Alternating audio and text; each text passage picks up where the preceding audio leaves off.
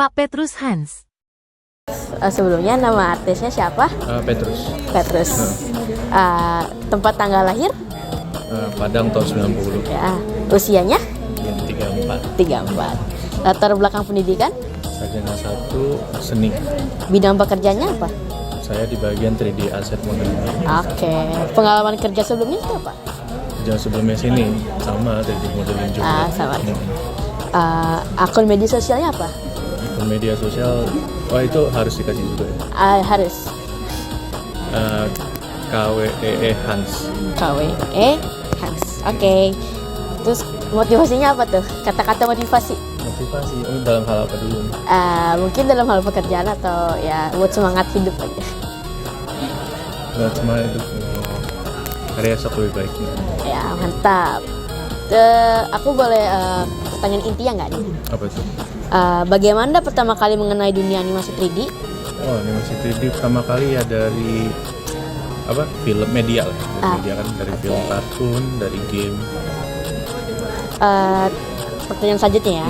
Apa menginspirasi Anda untuk menjadi seorang artis 3D?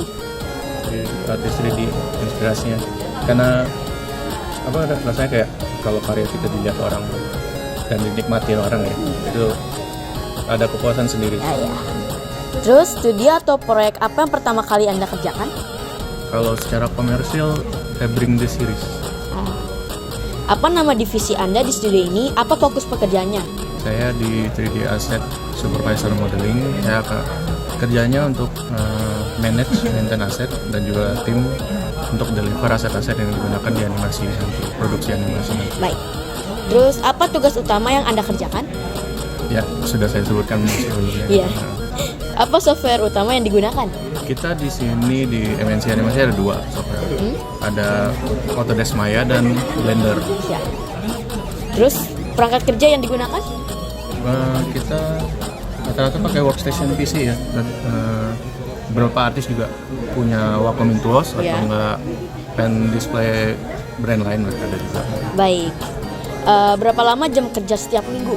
Setiap minggu ya. Kalau sehari itu kita wajib kerja dari jam 9 sampai jam 6. Kerjanya 5 hari. Dari Senin sampai Jumat. Baik. Terus siapa mentor atau figur yang berpengaruh besar dalam perjalanan karakter Anda? Kalau di bagian pekerjaan ya dulu ada sih senior di tempat perusahaan pertama saya bekerja. Baik. Dari mana Anda mendapatkan inspirasi untuk karya-karya Anda? Inspirasi banyak sih, bisa dari media-media kan, bisa dari animasi tadi, dari game, atau bahkan dari sesama artis gitu. Ya. Bagaimana Anda mengatasi kreatif block atau kebuntuan ide saat bekerja? Biasanya kalau blog kita istirahat dulu, ngobrol-ngobrol, nyari-nyari yang lain gitu. Pokoknya lepasin fokus dari situ dulu, nanti baru balik lagi. Ya, sekalian cari ide gitu ya. Terus, apakah Anda lebih suka bekerja secara individu atau dalam tim? Mengapa? Tergantung keperluan ya. Kalau kita di industri mau nggak mau kita harus tim, karena nggak mungkin sendiri mati nanti. Kalau buat kamu punya karya pribadi, individu nggak masalah sih. Ya. Terus pertanyaan selanjutnya, apa yang membedakan gaya atau ciri khas animasi 3D Anda dibandingkan artis lainnya? Artis lain itu kalau dalam pekerjaan, kalau di industri itu ada tuntutan dari director. Kalau secara pribadi ya tiap orang beda-beda sih. Berapa lama waktu yang Anda gunakan untuk mempelajari bidang ini sampai profesional? Kalau junior tuh 3-5 tahun. 3. Ada juga yang bilang 5 tahun udah masuk senior. Berapa lama waktu pengerjaan satu proyek? Satu proyek tergantung ya, proyek yang besarnya apa. Ada yang series, ada yang movie. Itu macam-macam lah itu ukuran lamanya. Art style juga, misalnya art style yang gampang atau yang ribet, itu juga mempengaruhi nanti durasinya. Banyak waktu juga ya. Terus bagaimana alur kerja dalam tim Anda? Boleh diulang maaf? Bagaimana alur kerja dalam tim Anda? Alur kerja ya sesuai pipeline produksi nanti. Keterampilan apa yang paling dibutuhkan di divisi ini? Kalau di modeling ya sudah pasti pemahaman akan suatu bentuk ruang 3D 3 dimensi juga pemahaman ya itulah semuanya basic art untuk menunjang nanti 3D model asetnya bagus. Nah, ya, baik. Apa tantangan terbesar dalam pekerjaan ini? Tantangan terbesar dalam pekerjaan ini revisi yang banyak sih. Ya, revisi ya. Terus, apa output atau produk akhir dari pekerjaan Anda? Kalau di divisi saya output akhirnya aset file dalam bentuk bisa blend atau Maya file. Ya, baik. Selanjutnya, bagaimana cara Anda meningkatkan kemampuan di bidang ini?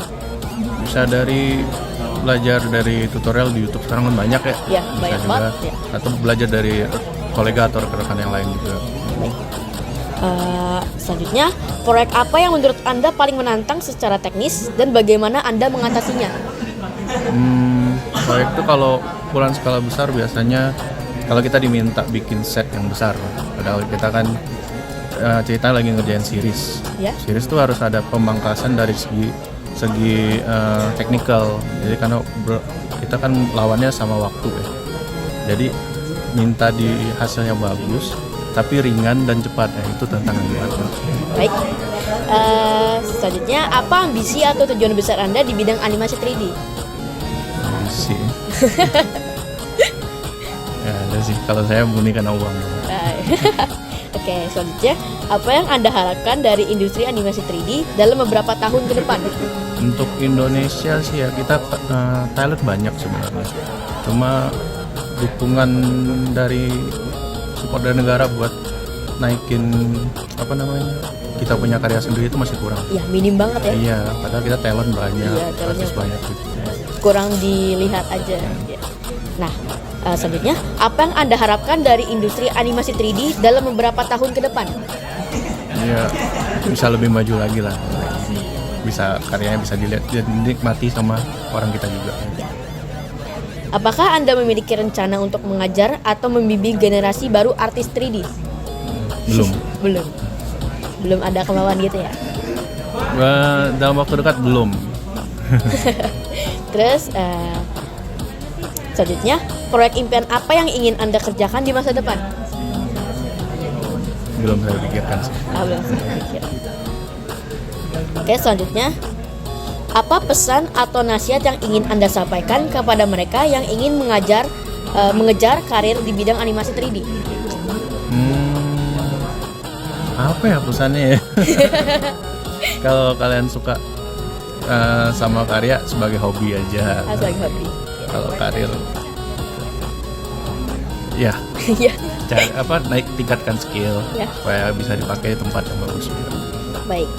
Apa kesalahan umum yang sering dilakukan pemula di bidang ini dan bagaimana cara menghindarinya? Kalau pemula ya, karena rata-rata sekarang kan banyak dapat exposure dari media ya, misalnya YouTube atau apa. Terus biasanya junior tuh kayak tahu semua, merasa tahu semua. Padahal mereka di industri mungkin ada sedikit perbedaan. Baik. Dan pertanyaan terakhir, apa saran Anda untuk siswa ingin bekerja di studio animasi? Siswa untuk bekerja sebagai intern? Ya. Kalau sebagai intern ya coba aja pengalaman. Oke, baik. Terima kasih untuk wawancaranya. Sekarang kita ada sesi foto. Boleh?